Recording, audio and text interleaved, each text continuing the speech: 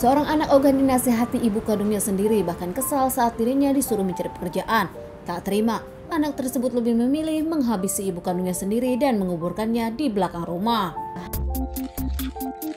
Kejadian kisah nyata yang aku ceritakan kali ini terjadi di kota Medan.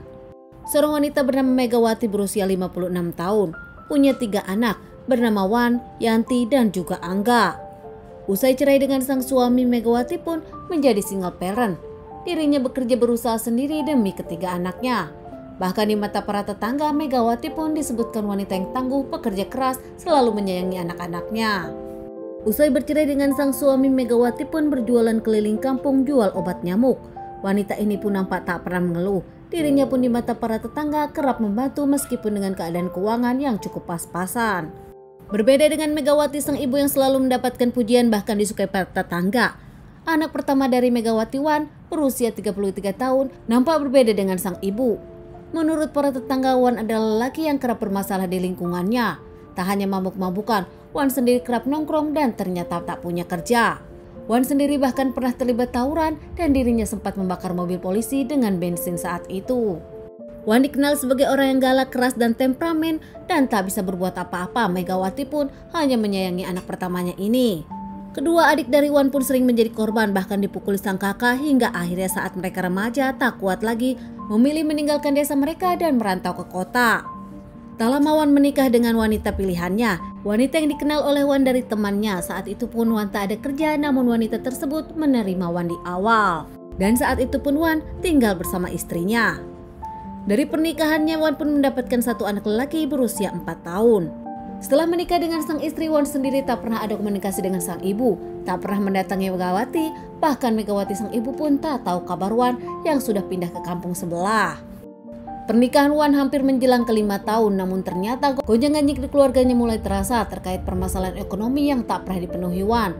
Sang istri mulai tak terima dengan Wan yang selalu nganggur, bahkan sang istri pun lebih memilih menceraikan Wan. Tak bisa diperbaiki rumah tangga Wan dengan sang istri pun berakhir di persidangan, keduanya bercerai. Hingga akhirnya Megawati pun mendengar kabar itu. Megawati pun tak lama menerima Wan kembali ke rumahnya. Wan pulang ke rumah sang ibu Megawati dengan membawa anak sematawayangnya dan pisah dengan sang istri. Tinggal di rumah sang ibu Megawati, Wan yang tak bekerja pun mendapatkan pundi-pundi keuangan dari sang ibu. Bahkan anak Wan sendiri dibiayai oleh Megawati. Di awal kehidupan mereka baik-baik saja, namun ternyata tiba-tiba mantan istri dari Wan pun mendapatkan telepon dari Wan dan kaget dengan pernyataan Wan. Saat itu Wan mengungkapkan kepada mantan istrinya kalau dirinya habis saja menghabisi sang ibu. Mantan istri dari Wan sendiri akhirnya laporan kepada sang ayah dan tak lama mantan mertua dari Wan datang ke rumah Wan mengecek semuanya. Kaget dengan semua pernyataan Wan yang ada, akhirnya Wan pun langsung dibawa ke rumah sang tante. Di sana Wan mengakui kalau dirinya baru saja menghabisi ibunya. Tante dari Wan sendiri kaget hingga akhirnya datang ke rumah Wan dan di sana menemukan adiknya sendiri sudah tak bernyawa dihabisi Wan. Tak lama pihak dari keluarga Wan pun langsung melaporkan ini kepada pihak kepolisian dan pihak kepolisian datang usai mendapatkan laporan. Pihak dari kepolisian pun datang untuk menyelidiki kasus ini dan membawa jasad dari ibu Wan, Megawati yang sudah terkubur di belakang rumah, dibawa ke rumah sakit untuk dilakukan otopsi. Tak lama Wan sendiri diamankan pihak kepolisian. Dari sana Wan pun mengakui kalau dirinya pelakunya dan menceritakan kronologis ceritanya. Wan mengaku motifnya karena dirinya kesal kepada sang ibu sering memarahi dirinya dan sering disuruh kerja. Merasa tak menyesal, Wan mengakui dirinya tak kasihan kepada sang ibu yang kerap marah-marah belakangan ini. Hasil otopsi mengungkapkan Megawati mendapatkan penganiayaan dan penikaman. Wan nampaknya dendam kepada ibu sendiri, kesal karena dirinya kerap disuruh cari pekerjaan. Tak terima dengan sang ibu yang ngomel, Wan sendiri akhirnya melakukan penganiayaan, membawa senjata tajam dari dapur dan tak lama menikam sang ibu beberapa kali hingga akhirnya tak bernyawa. Panik usai melihat sang ibu sudah tak bernyawa, Wan sendiri menggali halaman belakang dan memasukkan sang ibu ke sana. Namun nampaknya Wan seperti ada gangguan, dirinya pun langsung menelpon mantan istri dan mengabari kejadian ini. Wan sendiri diamankan pihak yang berwajib, diadili dan menunggu persidangan. Menurut pihak kepolisian, Wan sendiri terancam hukuman seumur hidup hingga hukmat.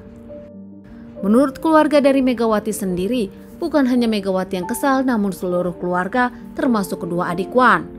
Wan yang sudah dewasa bahkan punya satu anak diurus oleh Megawati sang ibu. Namun nampaknya Wan sendiri pemalasan dan tak mau mencari kerja.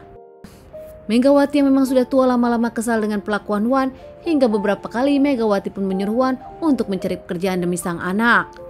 Namun tak terima hingga akhirnya Wan sendiri menghabisi sang ibu karena tak mau disuruh bekerja dan tak mau dimarahi. Kedua dari adik Wan sendiri kini kehilangan sang ibu untuk selamanya dan mengungkapkan kalau mereka tak akan mengampuni Wan. Sementara anak Wan kini dirawat oleh mantan istrinya. Teman-teman, sekian dulu bahasan kasus yang aku bawakan kali ini. Semoga ini bisa dijadikan pelajaran untuk kita dan ditunggu bahasan kasus-kasus selanjutnya.